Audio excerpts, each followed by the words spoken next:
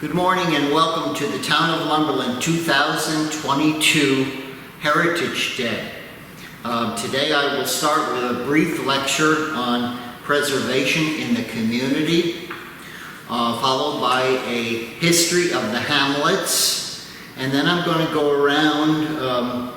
We have assembled some very unique and rare pictures of our town throughout the town. And I'm going to go around with the video camera and explain each one of them.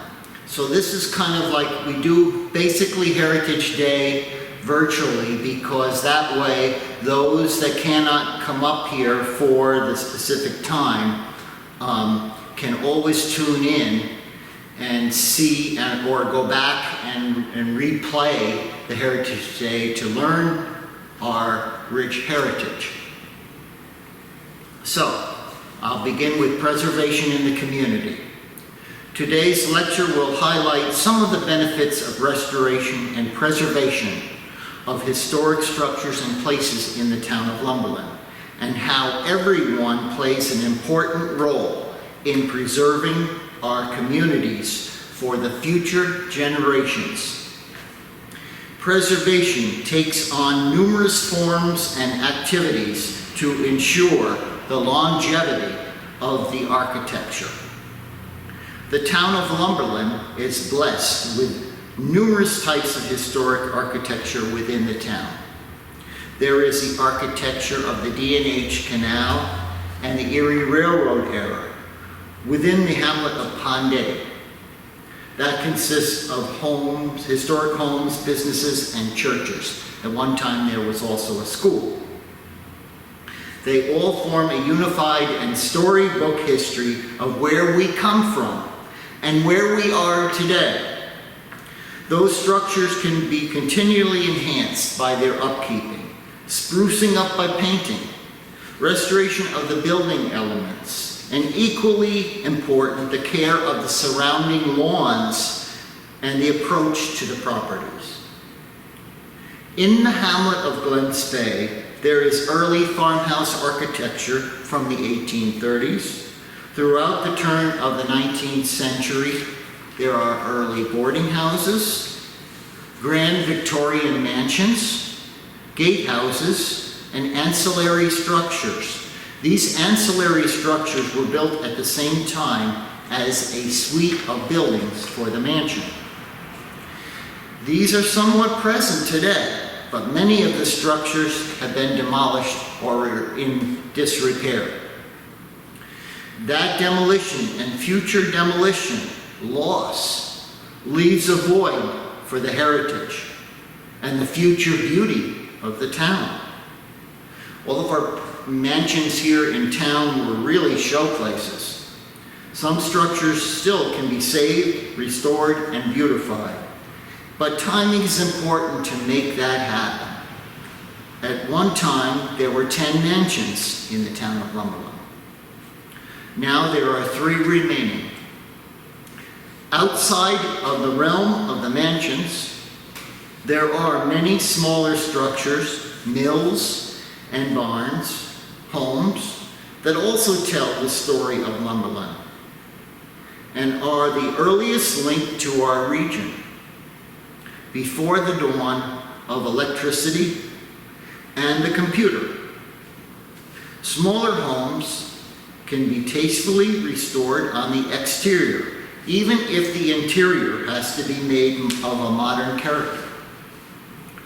Back to the benefits of restoration and beautification.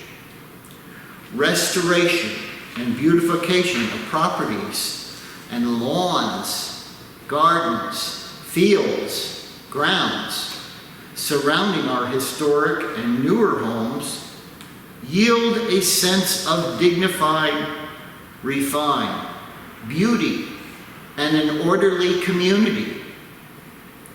This is what we all want. Grants are available through the state and federal government for restoration of these buildings. Further identification through placement on the National Historic Register is both positive and rewarding for the property owners and the community. These structures can be enhanced by historical markers that provide identification and their importance within the community. Preservation activities yield positive results, and positive results inspire people to try harder to accomplish wonderful things in their communities. I encourage everyone who is a property owner and a resident in Lumberland to make the challenge today to make Lumberland a better place. Let's show that we care about what our town looks like by having a plan of preservation, enhancement, and beautification unlimited, so that our town will shine for generations to come. Now I'm going to give you just a very brief overlay of the history of the hamlets. This was written back in 2021. Pondetti, or hamlet, hosts a Methodist church and a Catholic church. Once the hub of Delaware and Hudson Canal, this region maintains much of the unique historical architecture, cultural sites, and scenic vistas. This is a wonderful walking tour that's apparent on the Berm Church Road, with numerous restored canal homes and churches. A century ago, hotels and boarding houses were conveniently located here within a short distance of the Pondetti, PA Railroad station, where tourists would first enter the region beginning in the late 1850s. Now you'll see some pictures of the Pondetti Railroad station, the later station of 1890s, here a little bit later when I go around and do the video. There are two cemeteries in the area, one on Berm Church Road and one located at 2 Andrew Pay Lane off of County Route 41. At Pondetti, there are two restaurants. The original bridge at Pondetti on Route 97 has been replaced, and a bridge kiosk depicting the history is located there. Further up 97 at the Brown Car Rest Stop is an informative scenic byway kiosk and scenic Route 97 historical marker depicting the heritage of the famous road. Okay, next we're going to talk about Mongaup. Mongaup, named after the Mongaup River, a branch of three feathers. This hamlet at Lower Mongaup was known for the building of canal boats at the time of the D&H Canal era from 1829, and the close was at 1898. Originally, there were 10 dwellings, 2 schoolhouses, 2 cemeteries, the First Methodist Church in Lumberland, and a store.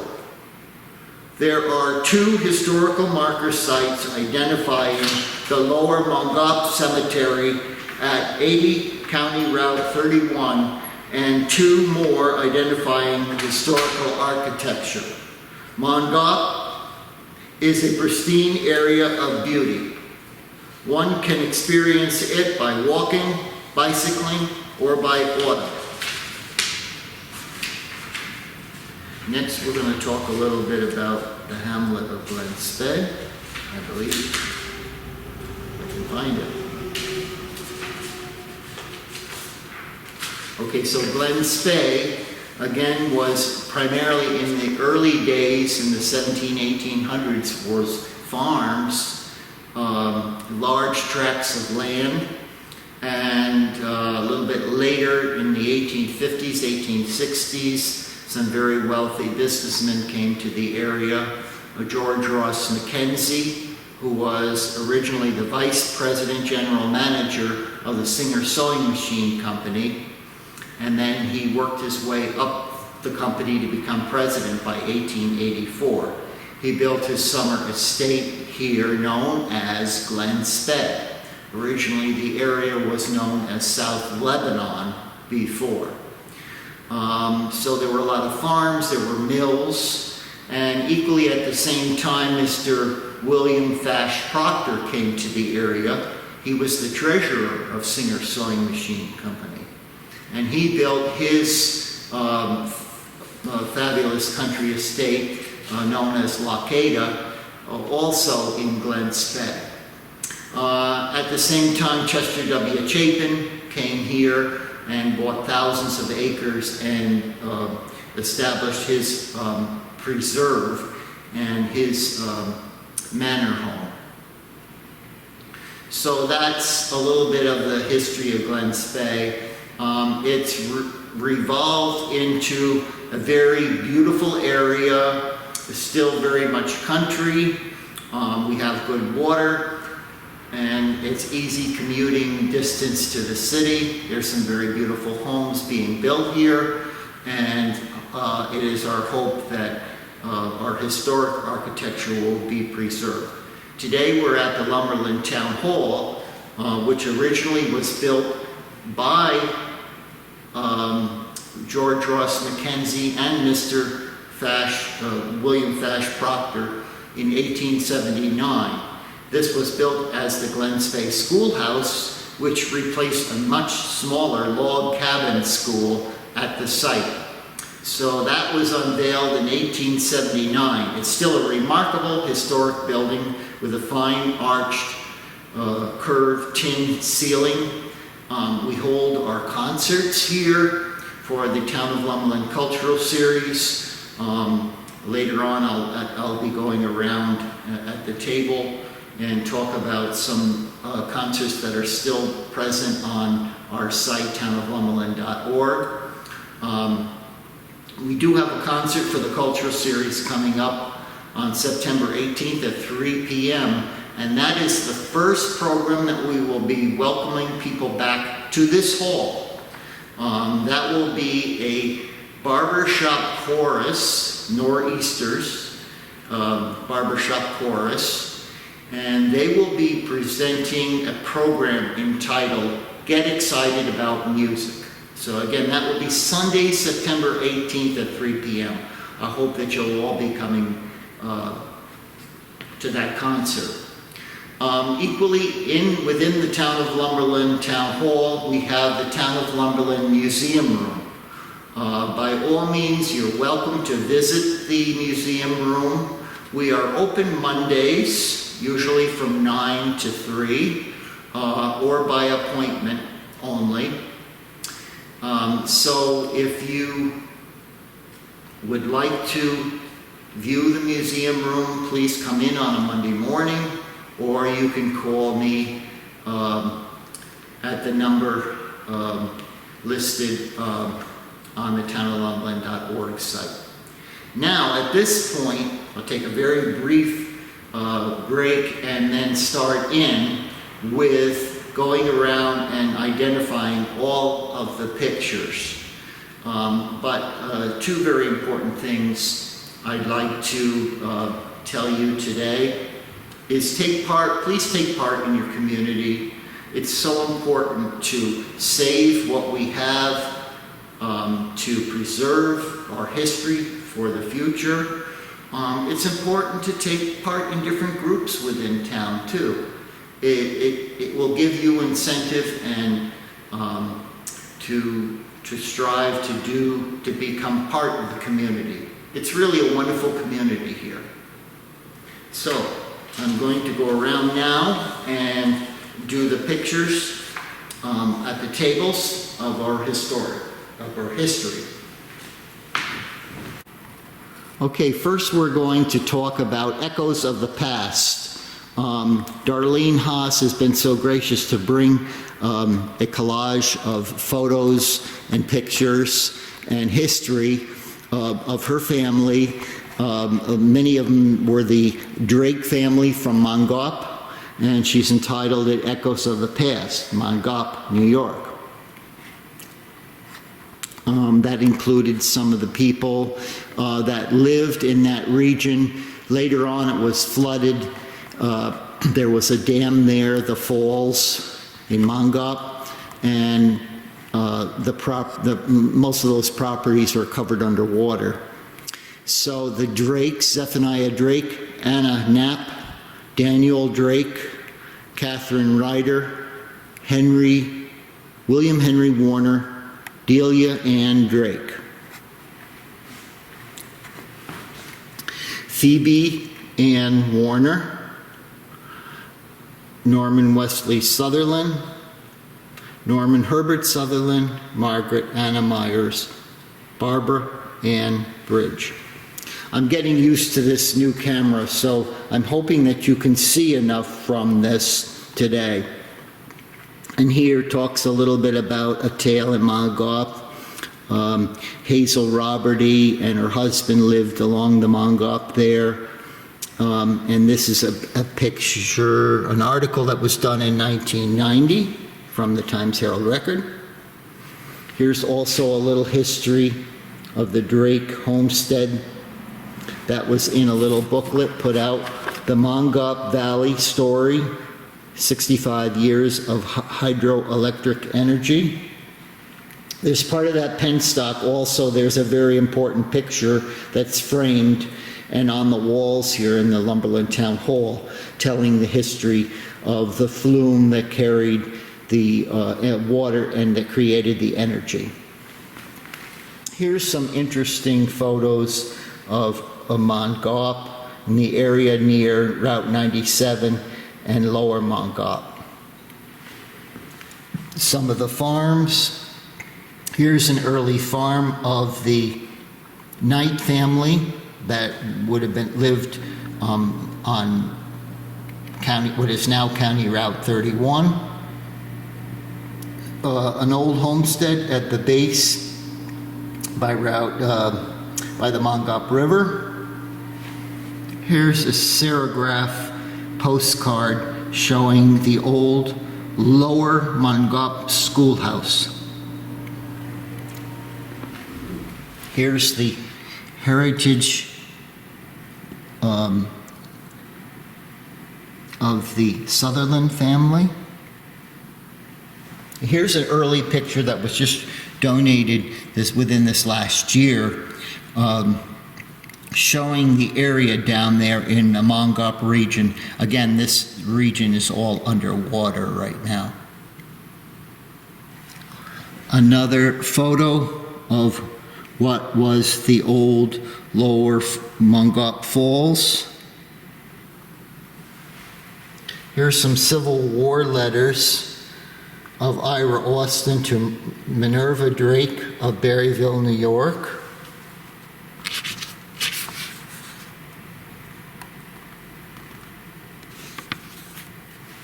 We'll talk a little bit later about our historical markers in the town of Lumberland, so we'll come back to that. We do have a brochure for our historical markers. We also have a brochure for our cemeteries in the town of Lumberland. Here is a booklet showing the history and the legacy of the Drake family, John Zephaniah Drake and Matilda Drake, the descendants of Zephaniah Drake. I'll have to give Darlene an awful lot of credit on this. She has really gone and done a lot of work on this to figure out her family history. And it's wonderful that it's been preserved. And it's wonderful that she brought it in today to show to us. Again, then there's another section here of the crest for the Sutherland family. And the history of the Sutherland family. Okay, here's some more pictures of, there's the Warner Farm ice house. I also took some pictures of this, so I'm going to try to get them together with some of these pictures. I took some pictures of inside that ice house before it was demolished, I guess before it caved in. And the shingles, the wood shingles, actually came from Canada.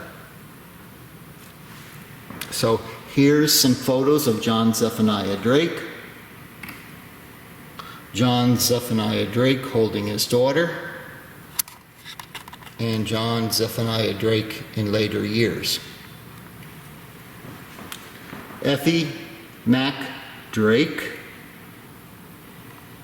Phoebe Warner Sutherland, Matilda Drake in later years, and Howard Murray Drake. Okay, next we'll go to the next table. Here's an old relic, long gone. The Peter Canfield was an early settler that had a farm in Upper Mongaup. And here is the Canfield corn crib, which used to be located at the corner of Knight Road. Here's some picture of the many imported elk that Mr. Chester W. Chapin had delivered and brought up by railroad, Erie Railroad to Pond Eddy, to his estate. Another photo down at Lower Mongaup of the Frank West store, and this is the area near 97 at the base of County Route 31. Okay, we talked about George Ross Mackenzie. This was his boathouse, part of his boathouse, circa 1866-67. It still remains today, and it's our hope that it will be preserved. Within the same area of the body of water, here is Mr. Mackenzie's swan house. He would import swans and bring them to the area, and this would be a special place for them. I assembled a little collage photograph frame for you today of some people and farming in Lumberland. Here you see some of those big carts drawn by horse. Here you see some of the cattle in the region, some of the farms, and some of the people that make up our community. Here's the Swan House again. It was part of the homestead of George Ross Mackenzie, located at the crossroads in Glens Bay. Here's Alec Mackenzie's park of postcard. He had a very large estate known as Windy Knoll Farm, a mansion as well. And here is a photograph of his tower, which was once located in the Black Forest. Now that was his private game preserve, which later on became the property of the Black Forest Colony. Here's Edward Hemmon Mackenzie's house. Edward Hemmon became the postmaster of Glens Bay. And I believe this is a Mr. Edward Ryan, who was the school teacher here at Glens Bay, in front of the house. There's a very early picture of my dad here, Walter A. Schwarz, with a colt that was born at the family farm, Pine Terrace Farm.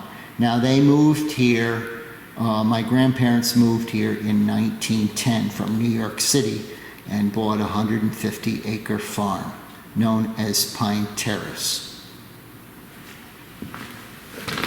Here's some early photographs. One here shows a camp, Camp Mohap, a little gazebo there. I'm going to flip through so you can see some of our architecture. Here's a bridge ticket for George Ross Mackenzie when he came to Pondetti. 6 cents.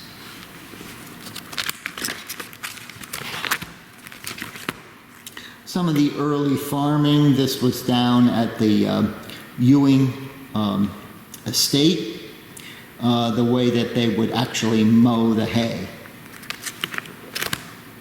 Here is George Ross Mackenzie's orphanage. It later became a residence for the local pastor from the Glen Spey Church. Became the Fry residence and then is now the Chupa residence.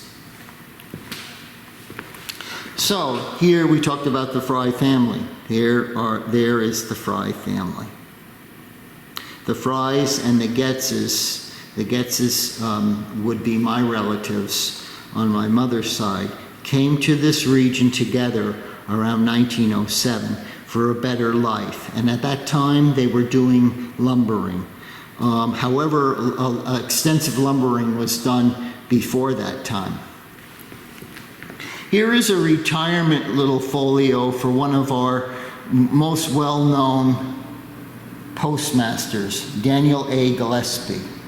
He also ran the Glen Spey store. The Glen Spey store starting out probably about 1880. That is now Pete's store. An early, probably it was a canal residence. We don't really know. This is a mystery photograph that was kind of collapsing, but it was obviously collapsing years ago, like maybe 100 years ago. So if anybody knows exactly where that is, we would appreciate knowing. Here's a very early farm tractor that was being restored in the region, and it's really kind of neat. Here we are at Glen Spey School, this Glen Spey School house in the front with the children and the teacher. And notice that they had a shuttered windows. That was the way that they kept the building, the intense heat from coming in, as well as the intense light. Here is the Lebanon Lake Schoolhouse. It's a very early postcard. It's also a rare postcard. There weren't too many pictures taken of that schoolhouse.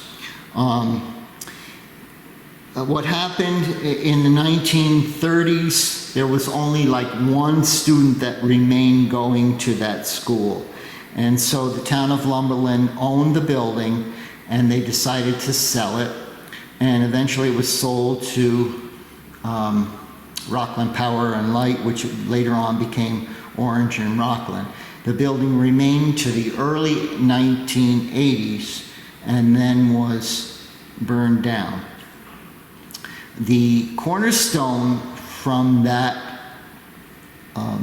schoolhouse is in the main lobby of Mackenzie Elementary School in Glen Spey. Next is an early photo of the Fish Cabin Falls. That's located down by Route 97, and it enters into the Mongob. I'm sorry, that's not right. It enters into the Delaware. Here's an Erie Railroad brochure for the trains between New York and Susquehanna. And the Erie Railroad second train station. We have had in the past on exhibit the actual doorknob, which came, Erie Railroad doorknob, that came from the Pondetti Depot. Later in Mr. Mackenzie's life, about 1883, he decided to build and dedicate a church for the community that was known as the Glen Spey Church, and they had a Glen Spey Sunday School. Here's the interior photo of it. The building remained until 1976. It was not in a good state of preservation and was destroyed. Here's some of the people that did their recitations and vocal selections at the Sunday school in 1913. As we were talking about farming and agriculture being an important part of Lumberland, it most certainly was. You wouldn't believe it today. However, people are starting to go back to having their own gardens. Here is the pig house for Ross Craig, and this would have been located on County Route 42, past what is now the Glen Spey Post Office. An early time book for the town of Lumberland, can you imagine that? That shows an inventory of the machinery in 1943. And the workers. Okay, so we're going to move on to another table. And we're going to learn a little bit about history of the Millbrook Inn in Pond Eddy, New York. Here is a photo. At the time, Route 97 came about. The old Rixton Hotel, which was at the base of the Delaware, was moved up across just several hundred feet across the road and became the Millbrook Inn. Here's a photo of the actual bar area of the Millbrook Inn. Now I'm going to tell you a little bit from a Sullivan County Democrat article and a little bit of history about the Millbrook Inn. This is 1940, 80 years ago. It's more than 80 years ago now because this article is pretty old. Richard Mackey, owner of the Millbrook Inn at Pond Eddy, and Carl Gadke, cook at the hotel, owe their lives to the bark of a pet dog, Dopey, which had aroused them at 3:30 in the morning last week in time to escape from the burning inn. The hotel, once known as the Rixton House, was destroyed with a loss of about $15,000, partially covered by insurance. The 13-room frame building had been operated by Mr. Mackey for 3 years. It had been moved about 200 yards from its former site in order to make room for construction of Route 97 through there. It contained a number of old pictures and antiques, and Mr. Mackey told firemen that there was also a shotgun valued at $1,750. A defective chimney was believed to have caused the fire. You can probably see, you do see actually a couple of shotguns there behind the bar. Here's Mr. Mackenzie's mansion. About 1885, he actually had added another mansion in the back by this time. The road that leads to Eldred, this is the road that goes past the Lumberland Town Hall, the former Glen Spey Schoolhouse, the road that goes by what is now our beautiful Circle Park. The Glen Spey Corners at about 1886, that's coming through the intersection from 41 and 31 and 42. The Bel Air Lodge, that's on the corner across the road from what used to be known as the Glen Spey Country Inn, also the Orchard Inn. It's a very rare stone dome house. It was built for Mr. Edward Easton Mackenzie. He also built a large mammoth mansion known as the Bel Air Mansion on the top of Mansion Hill Road in 1898. Here's Bel Air Lodge. Here's Volcroft. That's the mansion of James Stone Mackenzie. It was built in about 1907. And that is now the property of Camp Hyacera. Mr. Proctor's, one of his jewel dairy barns, and supposedly some of those dairy barns cost not hundreds of thousands, but about $100,000 to build, one of them. Here is the former Manny farmhouse from 1885 that also became the property of Mr. Proctor. Here's one of the garden workers. I believe it was from the Weber family, of Dr. Craig's garden, which was on the opposite side it was on the same side as the pond going up Route 42 towards the post office today. The many cars, unusual cars and early cars that brought the Mackenzie family from Lower Jersey City up to their country seat in Glen Spey, New York. H. McKenty was one of the chauffeurs, and it's really a very rare picture. Here's some more rare cars of the Elkin family. There's the stone house behind the town barn, the old town barn in Lumberland. That was the Craig chauffeur's house. Here's a truck at Windy Knoll Farm. And here's one of the towers, observation water towers at George Ewing's estate, Bramble Brae. Now, we talk about more dairy farms. The large Dutch Gambrel dairy barn of Mr. Craig became the Town of Lumberland Highway Department. And that was in July 1st, 1938.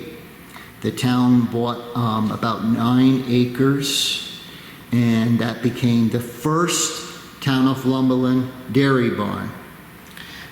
There was a carriage house that was right nearby, and the carriage house became the first Town of Lumberland Town Hall. Unfortunately, both of these buildings burned through the years.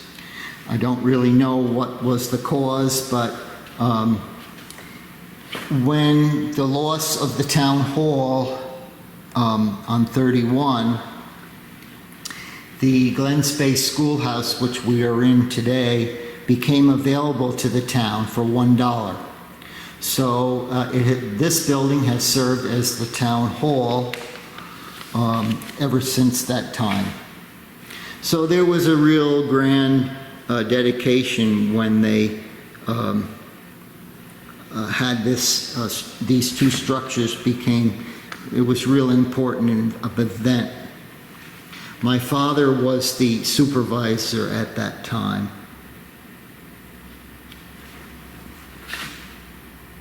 And the property was purchased for the town at the tune of $9,000. Okay, next we're going to talk about the Farmers Agricultural Fair in the town of Lumberland. No one would think that there was ever a big agricultural fair when people came from place after place within New York State and PA to see our fair at Glen Spey. This happened for at least 3 years, 1913, 1914, and I believe 1915. So here's some of the booths. I think this is a relation to the Schwarz. I think it may be Victor Schwarz in the cattle area. This is Mr. Alec Mackenzie, one of the owners of one of the big mansions, Windy Knoll Farm. He was on the agricultural committee. And this was some of the certificates that they gave out, and this one happened to have been given out to Ardmore Farm. And of course, Ardmore Farm was connected with Rebecca Mackenzie and Francis Isaac Vanderbeek. Today, this mansion still remains and is used to be the Ukrainian center, and now it's quite a few weddings are held there, wedding receptions. Here's another one of the booths, G.B. Seeley's and Son, and they sold sarsaparilla. Some of the fair tents. Some of the cattle again. Cattle were really very popular, the farms. Some of the fair goers at that time. Okay, next we're going to go and show a little section of the Ukrainian churches, which play an important part of our town now. And basically, I believe they both are over 50 years old now. Both St. Vladimir's Roman Catholic Church, the wooden, beautiful church designed by Apollinaire Osadza, the architect. He was also a councilman for the town of Lumberland. And also the beautiful St. Peter and Paul Ukrainian Orthodox Church. Okay, here's a little bit of history about Mohegan Lake. There's Mohegan Lake Inn from years ago. And here's also a Mohegan Lake annual water carnival. Note the date, September 4th, 1949. Again, it was known as the Mohegan Lake Inn, Bar and Grill. Choice steaks, chops, full line of groceries and meats. Refreshments will be sold at Beach Day of Carnival, Mohegan Lake. Okay, next we see a piece of music that was written by one of the first historians for the town of Lumberland, Robert C. Herring.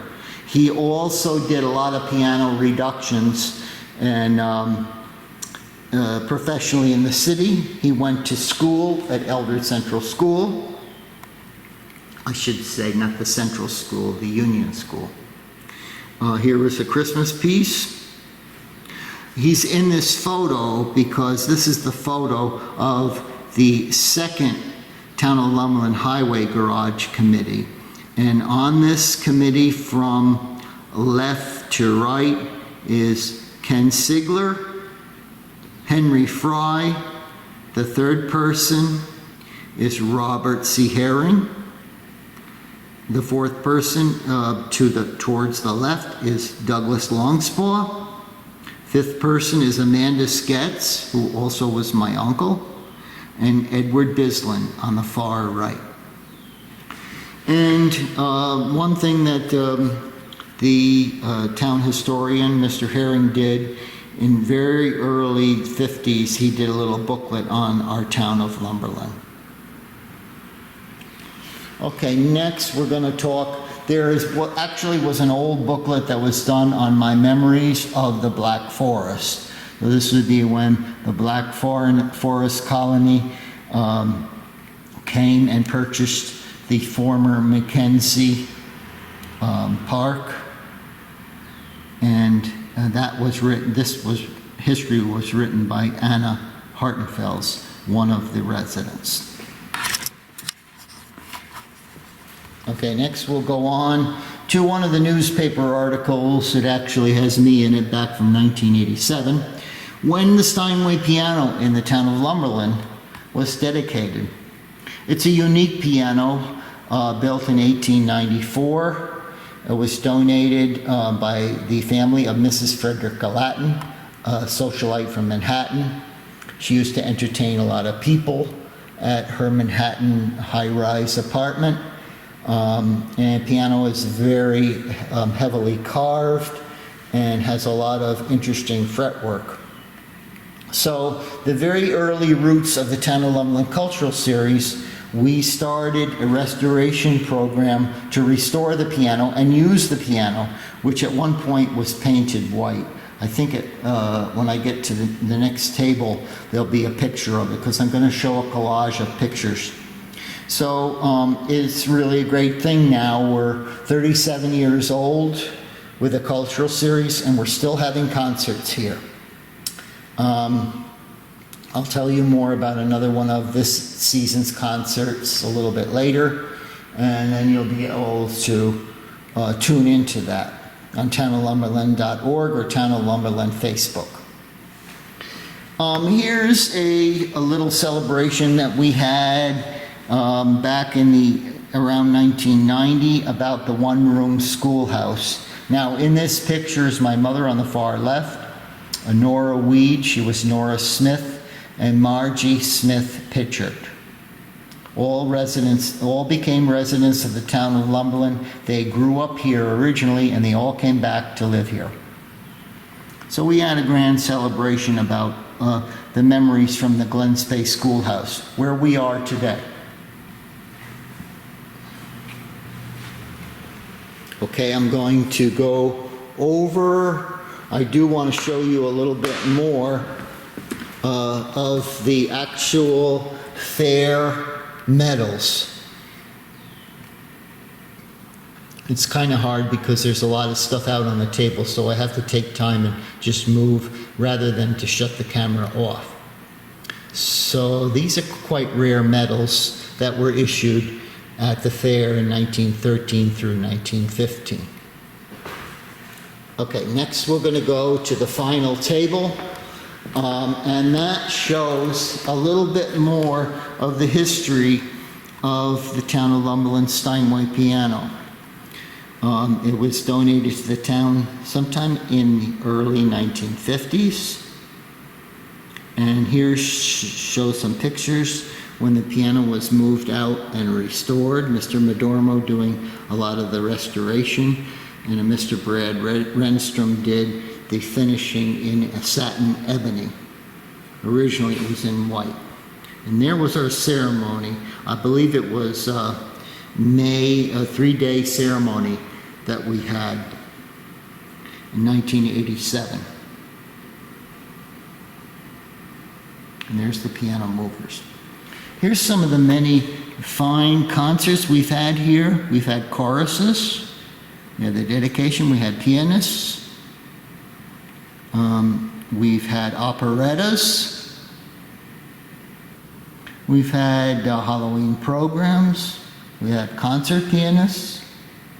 We've had Broadway programs. We've had ensembles, brass ensembles. And here is a picture that I said before that I would share. It's our flyer for this year. Nicole Brancato did a very interesting program called Harmony of the Spheres, which you can pull up on Town of Lumberland Facebook or townoflumberland.org. There will be a link there, and you can watch it. So it doesn't have to be today. If you can't do it today, you can go there at any point and pull up her concert. Here's perhaps a pretty good picture of me when the piano was dedicated. This picture was through the Times Herald Record. It does show me a little bit younger, but I'm still very proud to be here and to be part of the town and the town's heritage and culture. Okay, you probably wouldn't see another picture like this. This was on the lower road. At one time there was like a little gazebo just past a little pond. That little pond had a very beautiful, it was a formal grove and a park. That's how beautiful these places were. But a lot of this stuff is not here anymore. So again, goes back to restoring and saving important historic structures. Again, one of our presentations here by the early roots of the Delaware Valley Opera. They put on scenes, I believe it was from Die Fledermaus, the operetta. And this was at this hall, Lumberland Town Hall. I believe it was 1987. Next, I'm going to show you some memorabilia from the school, here the Glen Space School, in 1896 and 1897. So the building here was probably about 19 years old or 20 years old at the time. Here's an early 20th century photo of the front of the Lumberland Town Hall, which was our former Glen Space Schoolhouse. And we talked a little bit about the Lebanon Lake Schoolhouse. This was Mr. Lanahan. I sure would want to be sure to behave in his class. They said he was a very, very strict teacher. The Upper Mongop Schoolhouse that has been a private residence ever since it closed. It was originally built around 1910, and we have learned some interesting history about that building, and you can actually pull up a lot of history about the Upper Mongop Schoolhouse if you go on New York State historical newspapers. One of the students at the Glen Space School, that's a relatively new acquisition of the Lumberland Museum. The Lower Mongop Schoolhouse, a 1909 interior shot of the Glen Space Schoolhouse, the Hillside Schoolhouse. This has been restored, and I believe it's a Airbnb now. The old Pondetti Bridge. This is not the oldest one. The oldest one was built by Decker, and that was more like a Roebling prototype. But this bridge was just recently replaced, excuse me, a few years ago. The Pondetti Schoolhouse, which was almost a small mirrored image of the Glen Space Schoolhouse, that too was a project of George Ross Mackenzie and William Fash Proctor for the community. The Upper Mongop Schoolhouse, again, one of the cards that had some of the pupils' name, the Getzes, the Frys, the Mullers, the Knights.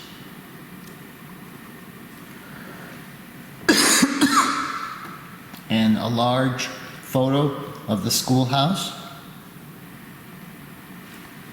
Here is the last canal structure at Pondetti that was built at the end of the D&H Canal era in 1898. This was Manny's store at Pondetti. In later years, it became a rooming house. It also was an antique shop for many years. Here's a very interesting thing that was just donated to the town of Lumberland. It's about crossing the bridges at Berryville and Shahola, and it was dated March 15th, 1909. All persons are hereby warned that driving vehicles faster than a walk and drawing loads exceeding 2 tons over this bridge impairs injuries and weakens the same. And notice is hereby given that the bridge company will prosecute each person who, from the date of this notice, drives vehicles faster than a walk or draws loads over the same which exceed 2 tons in weight. Section 2 of Chapter 477 of the Laws of 1907 reads as follows: if any person shall wilfully do or cause to be done any act which acts whatever, wherever, whereby said bridge or any appurtenances therefore belonging shall be obstructed, impaired, weakened, or destroyed, the persons or persons so offending shall be deemed guilty of a misdemeanor and be punished by fine or imprisonment or both. Dated March 15th, 1909. the Berryville and Shahola Suspension Bridge Company. Here's some real interesting old photos of the Hawk's Nest, how the stonework was laid up originally. Our celebration here for the Town of Lumberland Bicentennial was held on September 5th, 1998. It seems like it was yesterday. Orange and Rockland was so gracious to place the newly constructed in the old realm bell tower that had been missing on the Glen Space School for, say 50 years. And when we were doing that project, we had put an article in the paper, the River Reporter, and the original bell was donated back to the town. So here's some of our grand little things that we had: speeches, performances. We had a platform stage. We had a restored 1927 Dodge. We had an antique display by Anthony Warnicki. We had a Ukrainian dance ensemble. There were 6 hours of performances on the platform stage.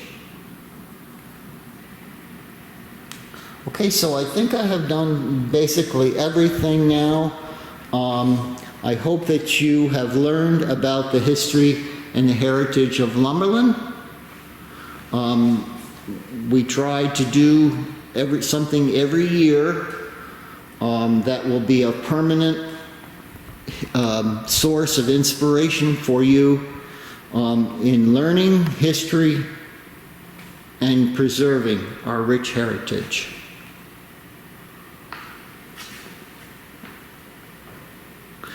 Thank you for viewing this video, and be sure to tell your friends about it. Have a wonderful day.